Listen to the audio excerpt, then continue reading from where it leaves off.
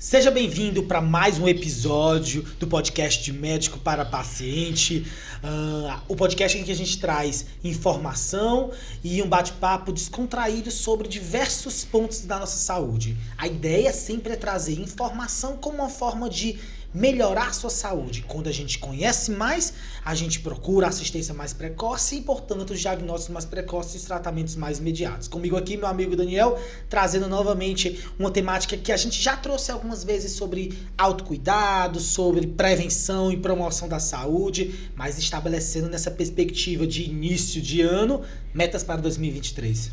Olá, Luiz. Boa noite, bom dia. Pessoal, muito bom.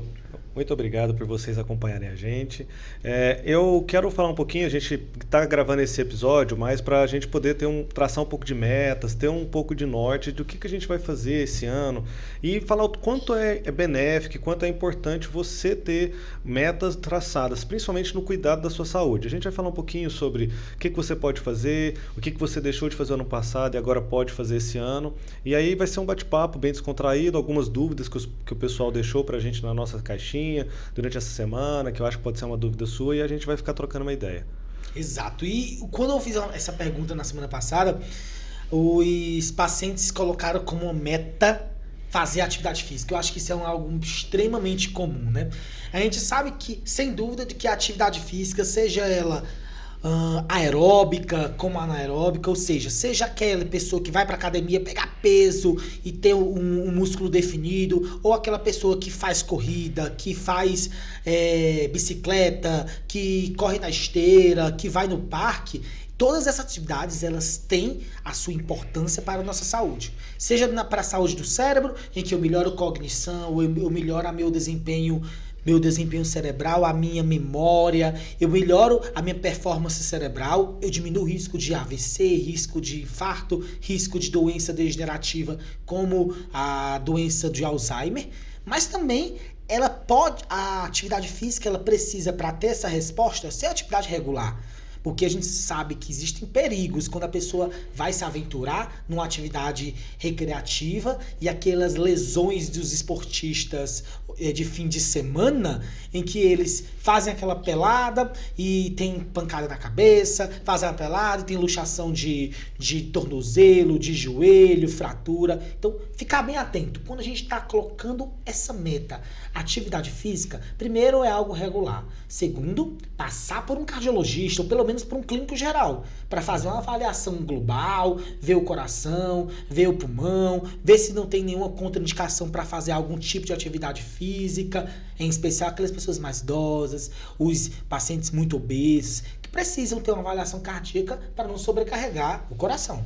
Eu acho essa dica muito importante e é engraçado a gente começar a falar sobre atividade física porque no próprio consultório hoje eu atendi uma senhora que ela falou assim, doutora, agora que está começando o início do ano eu pretendo voltar a praticar atividade física, se não me engano ela tem 62 anos. Ela já praticava atividade física, tinha parado de uns 6 meses e agora quer voltar. Então já é uma meta dela. É muito comum no início do ano a gente ter algumas metas e normalmente a atividade física sempre está aí, né? Projeto verão, né? Desse ano, né? De 2023 ali em dezembro, tudo, apesar que a gente já está no verão, né? Agora, o que a gente tem que saber é exatamente o que você falou. Qual que é a meta para mim que seja possível? Não, você não quer começar a fazer uma atividade física hoje para correr uma maratona daqui a um mês, entendeu? Acho que a gente tem que começar algo que seja possível para você, que senão você vai desistir rápido, né? Não é esse o que a gente quer fazer. O que a gente preconiza é que você tenha uma atividade constante para melhorar seu estilo de vida. A gente não quer que você vire atleta, nada. A gente só quer que você tenha um estilo de vida no qual a atividade física faça parte. Então, aí essa paciente, a atividade física já fez parte da rotina dela e devido a um problema familiar, tudo que ela teve que se mudar, tudo, e ficou um tempo afastada da cidade. E aí lá onde ela estava fazendo assistência para os pais dela, ela disse que acabou que ela não conseguia praticar a atividade física dela. Atualmente, a gente sabe que quando a gente tem vontade de fazer alguma coisa, isso é muito importante, né? E aí ela já voltou com esse foco. Eu acho que agora tem grande chance dela conseguir fazer. Ela falou que semana que vem iria voltar, tudo. E aí eu falei exatamente dela sobre esse alerta de não voltar com o mesmo foco, com com a mesma intensidade que ela tinha antes, quando ela parou, até porque ela já é uma idosa, tudo, ela entendeu. Porque, assim, as dores que a gente sente imagina, um adulto jovem, quando vai começar a atividade física, já dói pra caramba, né? Imagina uma idosa voltando. Eu falei, vai com calma, tudo isso. Mas o mais importante é a vontade de voltar Isso, a a praticar, tomada, né, de decisão, porque isso é importante, é ele se perceber ativo. E ativo nesse processo de saúde, doença, promoção e prevenção da saúde. É despertar aquela consciência, eu preciso fazer atividade física, é importante, e seguir nessa meta. Isso é importante e talvez é um dos que mais prevalece nessas caixinhas de metas. Como você falou, a meta tem que ser alcançável, né? Por exemplo, minha meta é manter uma atividade física regular. Mas não adianta, quando o meu personal pergunta, ei, Luiz, vamos treinar todo dia na semana, 7 dias na semana? Eu falei, bicho, não vou conseguir. A minha meta alcançável são 3 vezes na semana, indo com o personal e olhe lá, correria. Então, um ponto que a gente tem que colocar é estabelecer metas alcançáveis, metas que eu consiga trazer e que façam, claro, fazer uma atividade física que eu goste. Poxa, é ir pra academia, é correr, é fazer dança. São atividades que estimulam, que trazem os benefícios, mas que servem, então, de um ponto de partida. Primeiro, eu tenho que gostar daquela atividade para poder escolhê-la. Mas agora, jogando um pouquinho para sua área, Luiz. Por exemplo, um paciente que tem Parkinson, né, que já tem um déficit cognitivo, né, a gente sabe que tem tudo isso junto. Vamos supor que tem algum familiar que está assistindo e que fala, como que eu posso fazer para o meu pai, para minha mãe que tem Parkinson, começar a praticar atividade física? Que tipo de atividade física que normalmente você indica para um paciente que tem Parkinson?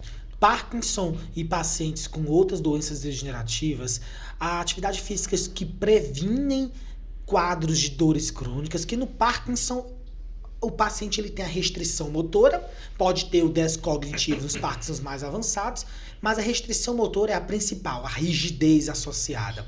Então, os pacientes que têm Parkinson, a gente encoraja bastante o Pilates, o RPG, ou seja, atividades físicas aeróbicas supervisionadas por um fisioterapeuta, por um educador físico. Alongamentos orientados pelo fisioterapeuta e educador também são fundamentais. Então, veja que nos pacientes com Parkinson, eu estou falando, claro, que é paciente sintomático em que ele tem alguma restrição.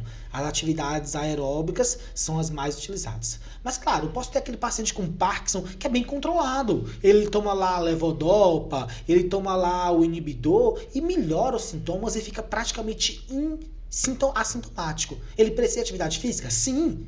Mas aí ele está mais independente, ele não tem risco de quedas, então ele pode sim frequentar a academia, fazer atividade anaeróbica, aumentar a carga muscular, também sob supervisão. Mas deve sim, porque a gente tem que lembrar que a atividade física, de uma maneira geral, além de melhoras cognitivas, eu trago melhora muscular, aumenta a absorção do cálcio e a fixação do cálcio nos ossos, então previno doenças como osteoporose, previno doenças associadas a doenças degenerativas da coluna, fortalecendo a musculatura. Então, a atividade física é show de bola também para esses pacientes neurológicos e pacientes que têm sequelas motoras e cognitivas. Mesmo vale para paciente que tem sequela de AVC, tudo você também indica normalmente RPG, fisioterapia. Isso. Quando o paciente tem uma sequela, ou seja, ele tem uma restrição motora em que ele tem um déficit motor de um lado.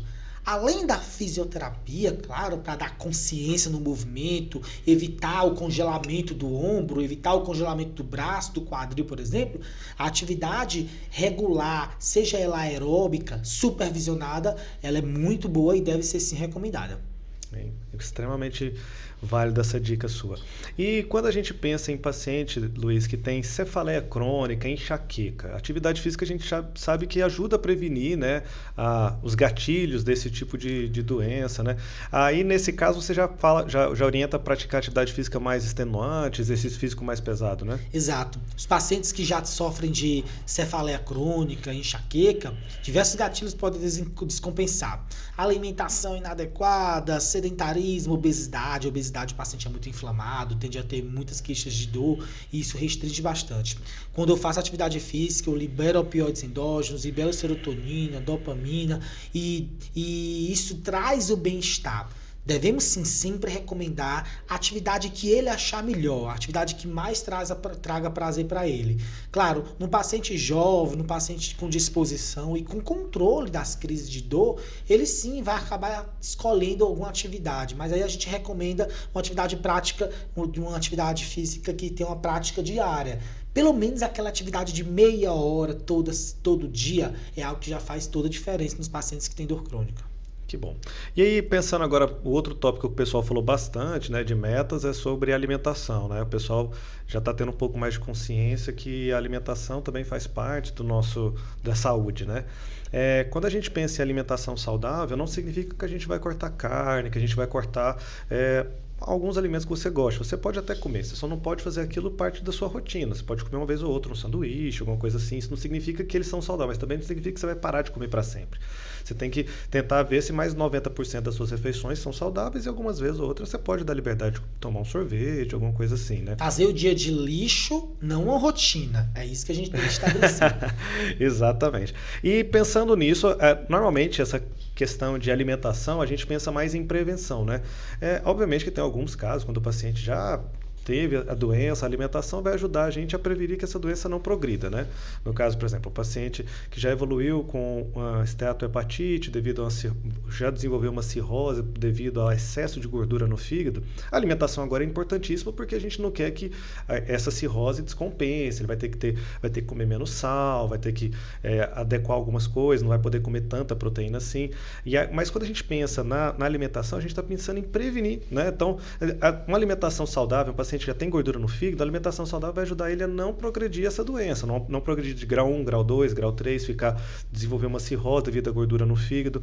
No caso da neuro, por exemplo, quando tem um paciente que você vê que tem um alto risco de desenvolver uma doença cardiovascular cerebral, qual que é o tipo de dieta que você fala? É uma dieta que você vai tentar restringir mais gordura? O que você tenta estimular o paciente? Restringir ou estimular? O que você tenta fazer? Veja, o paciente que tem risco cardiovascular, hipertenso, diabético, tabagista, ele tem que utilizar uma dieta hipossódica. É a maior recomendação. O sal é um vilão, né? O sal é o grande vilão. Claro que a gente tem a dieta do Mediterrâneo, tem a dieta do Mediterrâneo para os pacientes diabéticos, tem a dieta cetogênica para o paciente epiléptico, que diminui os riscos de descargas cerebrais e, portanto, a dieta cetogênica diminuiria as crises epilépticas. Então, teoricamente, assim, pegando essa parte da dieta cetogênica, se o paciente tem epilepsia, a dieta cetogênica vai diminuir as crises convulsivas dele. E aí você pede normalmente para esse paciente restringir o quê? Pronto, na dieta cetogênica ele vai aumentar o aporte de gordura. Então, ele não vai utilizar glicose pura. Então, ele vai evitar alimentos com alto teor glicêmico. Então, vai evitar pão, evitar massa, evitar coisas doces. Ele parte para proteína e gordura. Então, por que isso melhora? A gente entende que o cérebro, quando tem uma crise convulsiva, uma crise epiléptica, eu tenho uma catarse elétrica e uma hiperatividade glutamatérgica.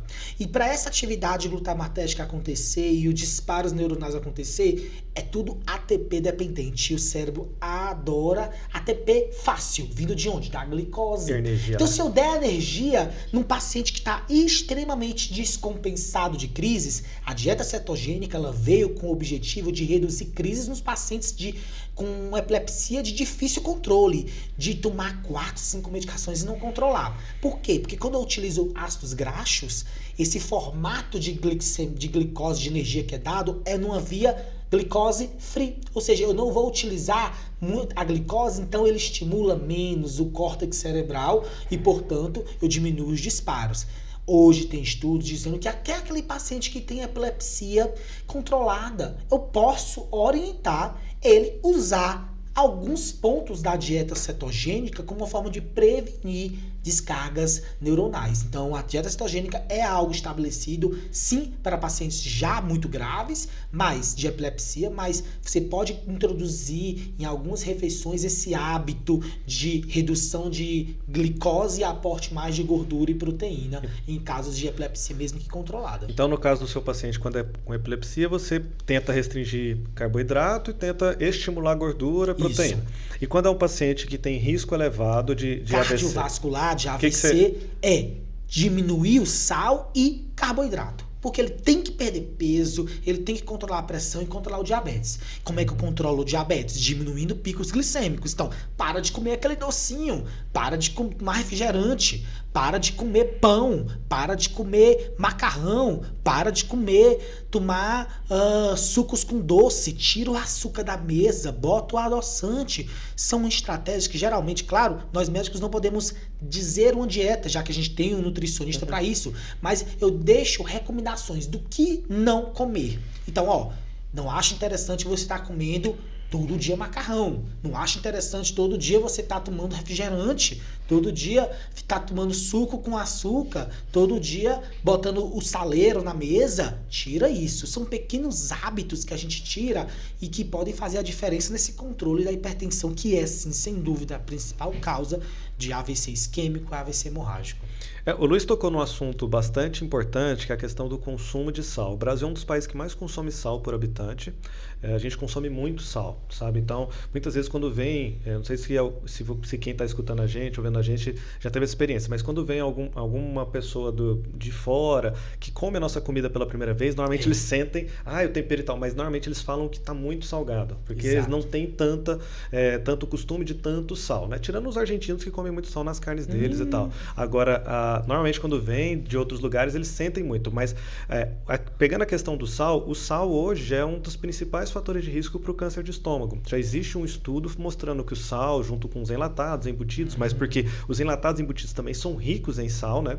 É fator de risco elevado para... Isso justificativa na patologia em si? Cara, porque pelo que eu li um artigo na época da residência, tudo, tinha um chefe que estudava bastante sobre isso, ele falava que pelo que eles entendiam lá, o pessoal, os japoneses são os que mais estudam isso, que o sal é inflamatório também, né? Então o excesso de sal também para mucosa, tudo, vai atrapalhar, vai estimular displasia, metaplasia, então acaba que não é legal. O sal, além de piorar essas questões de hipertensão, que a gente já sabe hoje que não faz bem, o sal, ele é ruim para diversas outras patologias, né? Para o rim sofre demais com sal, né? Hoje a gente já sabe que o estômago sofre com sal, o intestino sofre com sal e com enlatados, então a gente tem que entender que o sal hoje é um vilão. Quanto menos sal você conseguir na sua dieta, normalmente quando o paciente tem distúrbio hepático, que não vai poder comer sal, que tem que comer uma dieta bem restritiva, não é 100, ele tem que comer um pouquinho de sal, mas com bem menos do que a gente é acostumado. Normalmente ele vai temperar uma carne e o restante, toda a comida dele vai ser sem sal. Então essa é só estratégia. Só um que vai poder ser temperado junto com o da família. O restante é tudo sem sal. Para ele não, porque se ele come um pouco mais de sal, ele vai ganhar peso, ele não pode ganhar peso. Se ele ganha peso, o peso dele não é em gordura, é em líquido que vai para o terceiro espaço, vai para a barriga, ele incha e tal. Normalmente eles já sabem disso, já sabem quando vem inchada, eles já sabem que estão pegando pesado no sal, né? Então quando o paciente tem essa questão de sal, eu tento estimular, eu tento conversar com eles essa questão de falar, só tempera um e o restante você vai sem sal, né? Então você vai, a sua comida, né, teoricamente a família toda não precisa comer sem sal, mas seria bom a família participar, tudo, mas pelo menos uma comida só sua que vai poder ter sal, o restante todo vai ser sem sal. Aí eles, com o tempo, eles vão acostumando, até porque tem que se adequar, porque senão a doença evolui muito rápido, né? Agora trazendo ainda dentro da dieta, aqueles pacientes que têm epigastralgia, aquela dor, come uma comida e fica todo empachado, come a comida e fica com dor na barriga, às vezes flatulência, diarreia.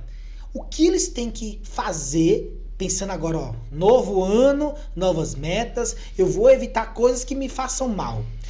Existe algum alimento que eu devo evitar nesses pacientes que possam ter pedra na vesícula, ou mesmo gastrite, nessas síndromes dispépticas? O que pode ser feito do ponto de vista alimentar?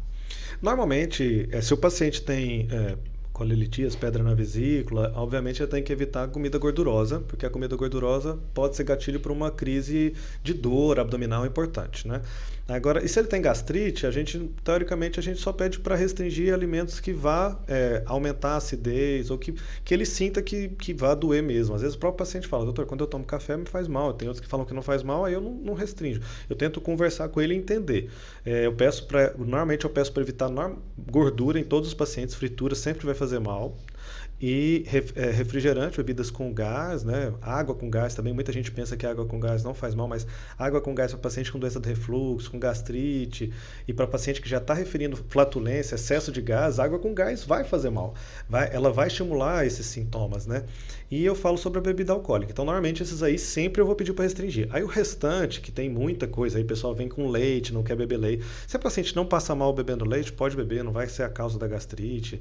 Se o paciente não passa mal comendo chocolate, pode comer, não vai ter problema, eu não vou restringir nada disso. Se ele não passa mal tomando café, agora se ele já tem doença do refluxo, aí eu peço para diminuir, porque pode piorar um pouquinho a doença do refluxo, aí já é outra questão, né? Aí eu já vejo a questão do leite, tudo, peço para diminuir um pouco.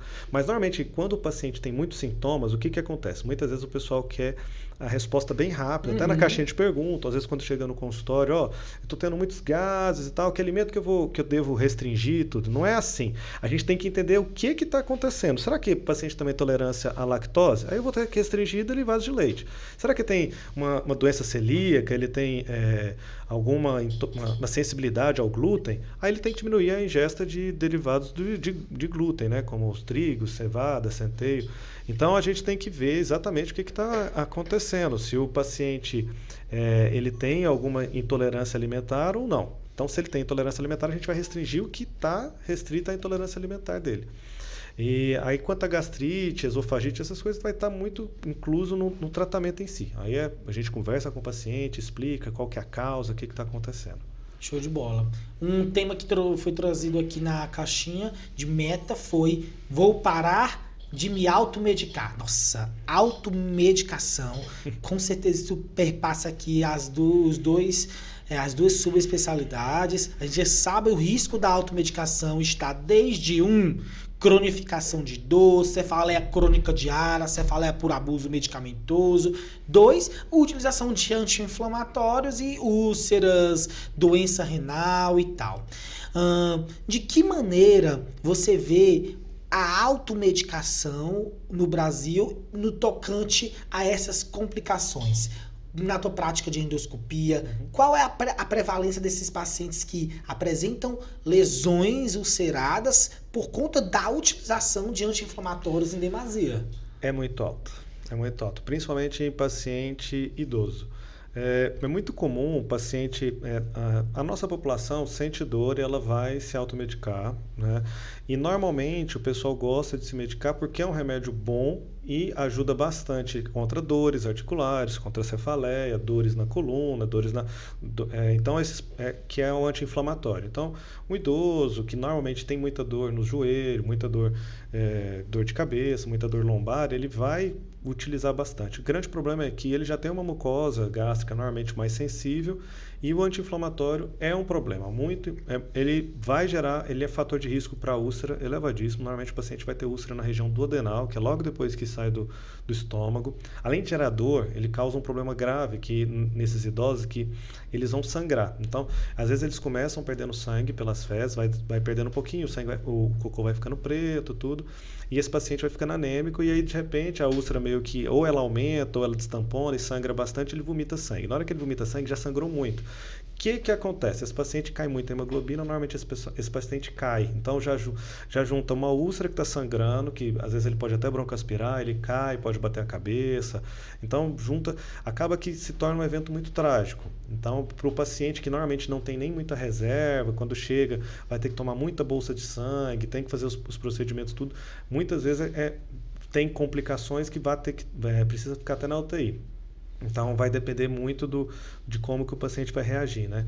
Então, o anti-inflamatório é realmente um problema, até porque outra coisa que eu vejo também, não por questões educacionais, que todo mundo gosta de se automedicar, já está famoso, que anti-inflamatório é bom para dor, tudo, é que ele é barato. Então, e muito acessível. Então, qualquer um pode conseguir, qualquer farmácia ou posto de saúde, e os postos de saúde ainda fornecem anti-inflamatórios bastante pesados, né? Que um dos mais comuns que o pessoal fornece é o diclofenaco, que tem toda a rede aí. Ele é muito ruim, porque ele é muito forte, então, porque ele tira a dor rapidamente, e os pacientes eles recebem uma cartela, normalmente toma de 6 em 6 horas, tem paciente que nem é muito orientado, tem paciente que toma 3, 4, ele sente dor, ele toma punhada, assim, e toma, né? E isso vai machucando. Então, é um problema. Nessa questão de automedicação, para mim, os anti-inflamatórios é um perigo enorme. Aí tem, assim, o outro anti-inflamatório, mas que tem um uso mais devido a problemas cardíacos, que é o AS, que ele gera também problema, pode gerar um pouquinho de úlcera, mas bem menos próximos desses outros anti-inflamatórios mais famosos, sabe? Como ibuprofeno, diclofenaco, nimesulida. Ele gera bem menos. E ainda existe, quando o paciente não tem problemas gástricos, se esse paciente sentir dor, tem os tamponados para ser digeridos lá no intestino, para diminuir um pouco a agressão ácida, mas a gente já tem um estudo que mostra que o AS ele é bom para prevenir câncer de intestino. Então, ele é bom, muito bom para cardiologia, normalmente eu não suspendo não.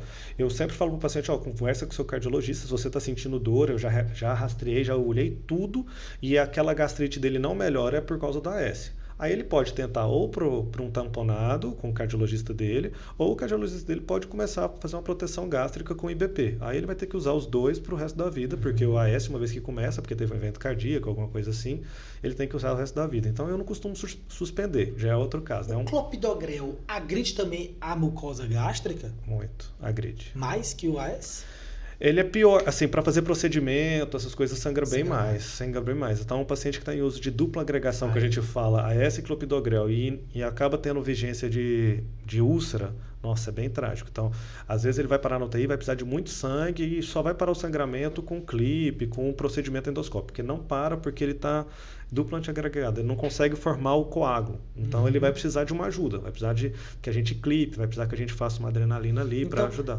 Quando você entra com endoscópio, eu tenho uma úlcera sangrando por conta do AS, por conta de algum anti-inflamatório. A úlcera está sangrando, primeiro você faz a visualização e tenta jogar substâncias que paralisam, para ver se isso traz o coágulo. Se não, faz uma intervenção maior?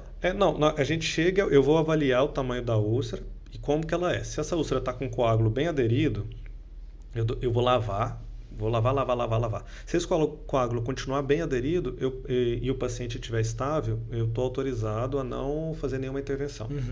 Aí eu não faço nada. Agora, se esse paciente está com coágulo aderido, é um coágulo que a gente fala que é um coágulo frouxo, que não está muito bem aderido, na hora que eu lavo, ele sai, e aí embaixo da úlcera eu vejo um vaso visível, aí nesse caso eu vou ter que fazer uma intervenção. Normalmente, a gente pode fazer uma esclerose com adrenalina, que a gente vai entrar com uma agulha, um catéter que vai insuflar a adrenalina bem do lado ali, e nesse caso a adrenalina ela não vai fechar o vaso, ela está fazendo essa função ali mais para fazer uma hemostasia compressiva, mecânica, vai fazer um botão ali, e aí em seguida a gente coloca um clipezinho que ele vai lá e fecha, aí pronto, isso é padrão ouro, a probabilidade dele ressangrar diminui bastante, e se a gente deixa aquela úlcera e aquela úlcera não tem nada, a probabilidade dela sangrar é mais de 60%, então a gente tenta diminuir um ressangramento que pode ser muito trágico para o paciente, né?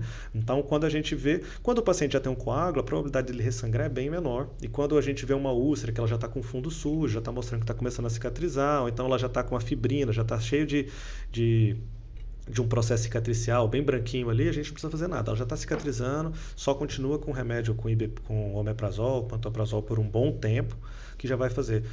E tem alguns casos que aí é só com clipe, que é quando a gente chega lá e a úlcera está em sangramento ativo. Tem um vaso lá que está furado e você vê o estômago. Aí você tem que clipar, você tem que fazer algum jeito de parar. Então tem diversos tipos de úlcera. Normalmente a gente espera um pouquinho, até porque senão não vou conseguir enxergar muita coisa. Então a gente estabiliza o paciente na emergência, passa sangue, passa remédio para esvaziar um pouco o estômago dele, às vezes passa uma sonda nasogástrica, espera um pouquinho, ele ficou bem, beleza, eu vou conseguir entrar com o aparelho, porque o canal de aspiração do aparelho é bem pequeno, é do tamanho da ponta bica ali daquela parte.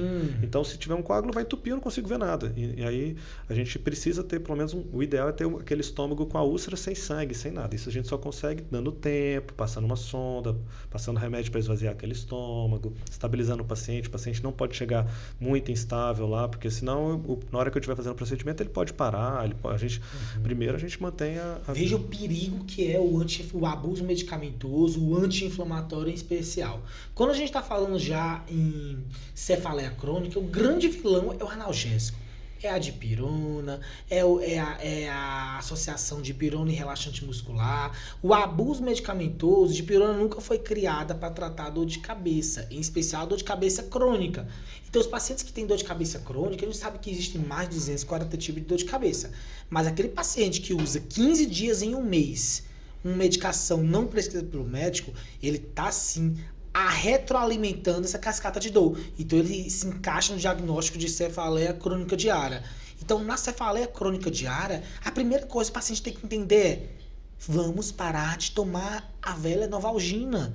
Vamos, isso está proibido de tomar o seu. Tem paciente que é viciado em ter. Eu digo que meu pai ele anda com cartela de pirona no bolso, porque se ele acha que vai ter a dor de cabeça, já está lá com o comprimido. E isso já é intrínseco dele. Isso é difícil. Então o paciente tem que entender que o que fazer quando eu estou diante de um paciente com abuso medicamentoso por analgesia.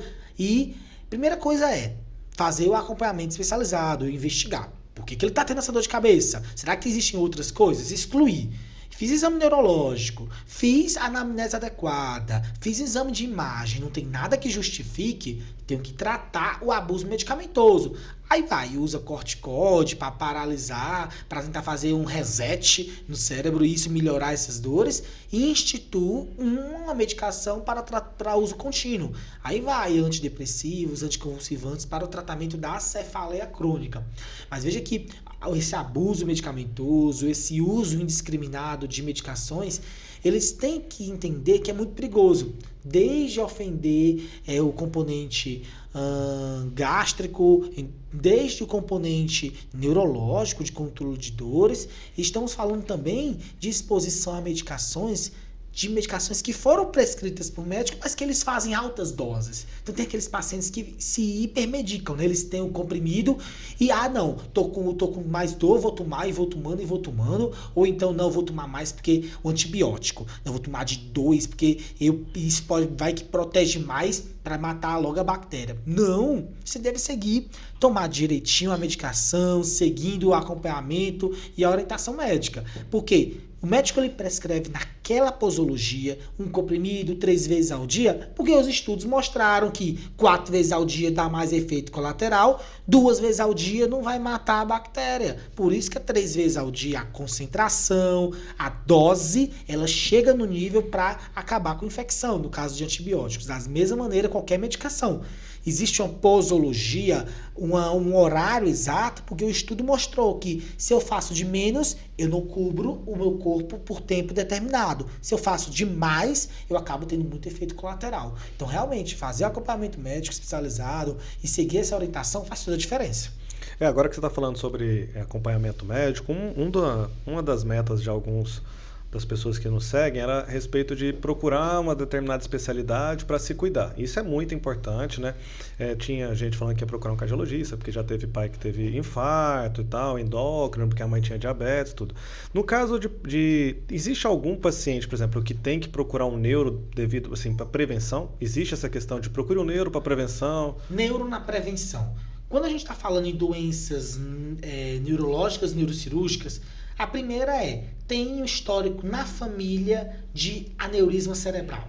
Se eu tenho 2 familiares da família que tiveram diagnóstico de aneurisma cerebral roto, que romperam, ou incidentais não romperam, é sim recomendado fazer pelo menos uma angiorressonância. Então, vem para o neuro, faz uma avaliação com anamnese, avalia se tem risco cardiovascular e então faz uma angiorressonância para buscar uma busca ativa de aneurismas.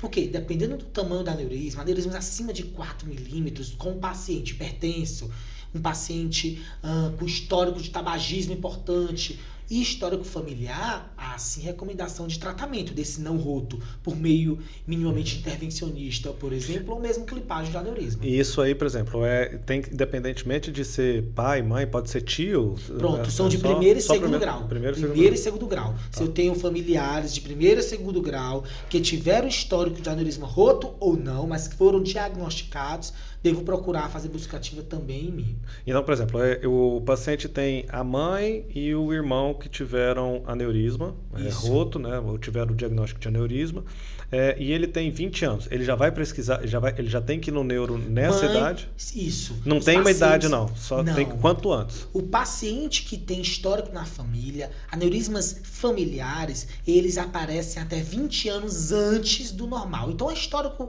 O clássico de aparecimento de aneurisma gira em torno de 40 a 60 anos. Então, esses aneurismas, eles rompem mais precoce e aparecem em regiões do cérebro muito mais diferentes. Ou seja, na maioria das vezes, os aneurismas aparecem em carótida, em comunicante posterior, são as mais comuns. Quando eu tenho aneurismas precoces, aneurismas familiares, que correspondem aí a 5, 10%, eles rompem mais rápido, eles crescem mais rápido e eles aparecem mais precocemente. Então, a busca ativa é no momento que eu descubro que há sim um histórico familiar, pais, mães, irmãos, primeiro e segundo grau, 2 pessoas na família, em especial o primeiro grau. Legal. Na parte gástrica, acho que, por exemplo, câncer de intestino, a gente sempre pede para começar o rastreio a partir dos 45 anos ou 10 anos antes do diagnóstico de câncer em parentes de primeiro grau, pai e mãe.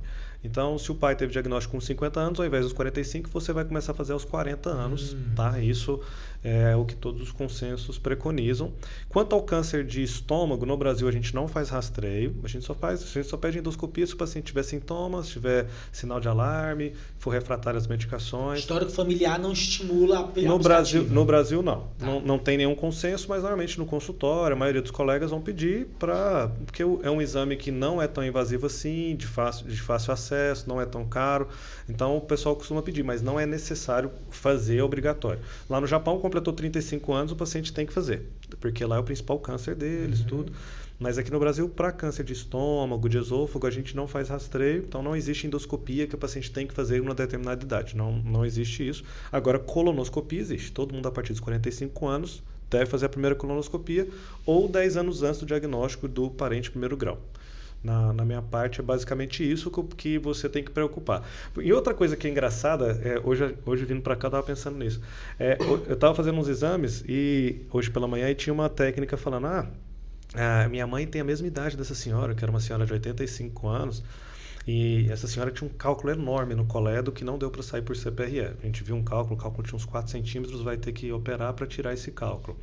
E aí ela falando, não, minha mãe é bem durinha também, conversa bastante, ela vai nos médicos, ela tem cardiologista, ortopedista, neuro e tal. Ela tem umas 5 ou 6 especialidades que ela vai todo ano. Ela criou uma amizade. Eu falei, não, isso não é ruim, ela está se cuidando. Eu falei, o tanto que é importante, ela está prevenindo de ter, ela vai viver bastante e vai viver bastante com qualidade de vida.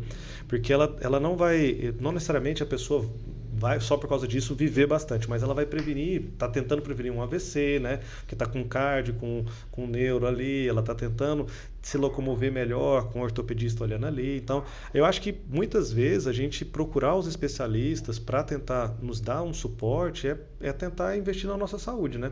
Investir na nossa qualidade de vida no futuro, porque ele vai tentar ajudar a prevenção, né? Então, muitas vezes o que acontece na maioria dos nossos pacientes é procurar a gente sempre com sintoma, né? Se a gente for colocar num papel que é 1 a cada 10 só que vai vir pra gente, tô querendo prevenir um aneurisma, isso é raro, né? É muito difícil encontrar. No fim do ano apareceu uma paciente, eu vim fazer um check-up neurológico. Aí check-up neurológico, veja, não há qualquer consenso em check-up neurológico. Porque meu pai teve Alzheimer, a minha tia teve Alzheimer, mas veja, não há indicação de fazer neuroimagem. Vai fazer o quê? Ressonância? Vai fazer o quê? Ela queria isso. Vai fazer um NIE? Vai fazer o quê? Exatamente. O que você faz é anamnese, exame clínico. Fiz um mini mental para ela, fiz os testes cognitivos, chamei um familiar para ter uma referência de família sobre a funcionalidade dela e exames laboratoriais de sangue. Pronto. Ficar fazendo neuroimagem, aparece, por exemplo, uma atrofia cerebral importante num paciente assintomático. Eu faço o quê? Não muda nada. Não vou dar medicação de Alzheimer num paciente que não tem quadro clínico, porque a gente não trata a ressonância, a gente trata o paciente. Então, é uma discussão que a gente reforça para o paciente.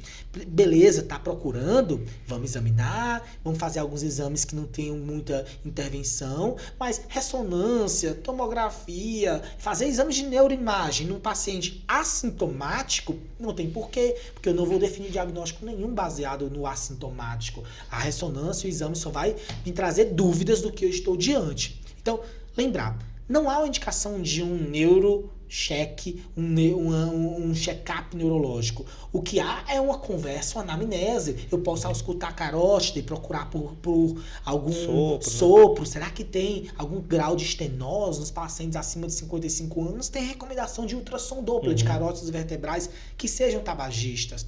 Não, eu vou investigar o paciente que meu pai tem Parkinson, eu preciso fazer alguma avaliação. Não, a histórico familiar de Parkinson é de 10%, histórico familiar de Alzheimer é de 15%. Então não há essa recomendação. O que há, sim, você pode ir para ser examinado, para tirar dúvidas, para a gente reforçar de que maneira prevenir o Alzheimer, de que maneira prevenir Parkinson. Existe uma forma de prevenir essas doenças neurodegenerativas? Sim, na medida que você reforça o cérebro, aumenta conteúdo, aprende, ganha desenvolvimento pessoal, profissional, se desenvolve na escola, aprende novas línguas, faz cursos, aprende atividades com as mãos, isso estimula a minha cognição e eu diminuo o risco dessas doenças neurodegenerativas.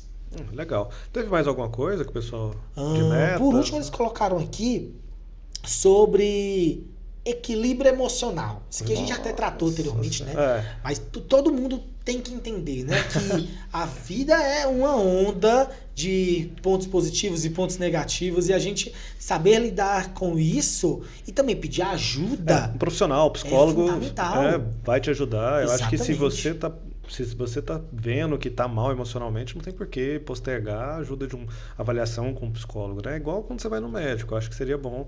Então, se você acha que precisa, eu acho que todo mundo tem que buscar o equilíbrio emocional, né? Agora, se você achar que necessário, muitas vezes é necessário, um psicólogo tá ali para te ajudar, vai ser... Com certeza, com certeza. Aí colocaram aqui o autocuidado, o equilíbrio emocional. Acho que é isso. Acho que o ponto fundamental quando a gente traz as metas para a saúde é autorresponsabilização. O paciente perceber o que ele precisa e buscar ajuda. Pedir ajuda à família. 2,